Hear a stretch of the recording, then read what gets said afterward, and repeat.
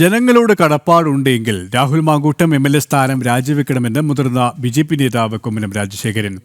രാഹുൽ മാധ്യമങ്ങളെ കാണുന്നതിൽ നിന്ന് പാർട്ടി വിലക്കുന്നത് ദുരൂഹമാണ്. രാഹുൽ എല്ലാം തുറന്നു പറയുന്നതിനെ കോൺഗ്രസ് ഭയക്കുന്നു. സംശുദ്ധ രാഷ്ട്രീയമാണ് കോൺഗ്രസിന്റെയെങ്കിൽ രാഹുൽ മാങ്കൂട്ടം രാജിവെക്കാൻ പാർട്ടി ആവശ്യപ്പെടണമെന്നും കുമ്മനം പറഞ്ഞു. BJP ആലപ്പുഴ മേഖലാ ശില്പശാല ഉദ്ഘാടനം ചെയ്യുകയായിരുന്നു അദ്ദേഹം.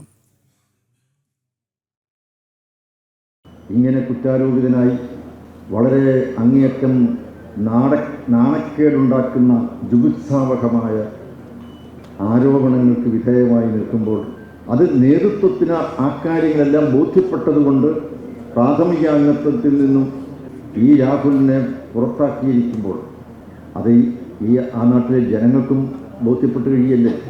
ജനങ്ങളുടെ അഭിപ്രായം തന്നെയല്ലേ? അതോ പാർട്ടിയും ജനങ്ങളും രണ്ടാണ്? പാർട്ടിയും ജനങ്ങളും രണ്ടാണെങ്കിൽ MLA സ്ഥാനം രാജിവെക്കേണ്ട കാര്യമില്ല. പാർട്ടിക്കൊരു അഭിപ്രായമുണ്ട്.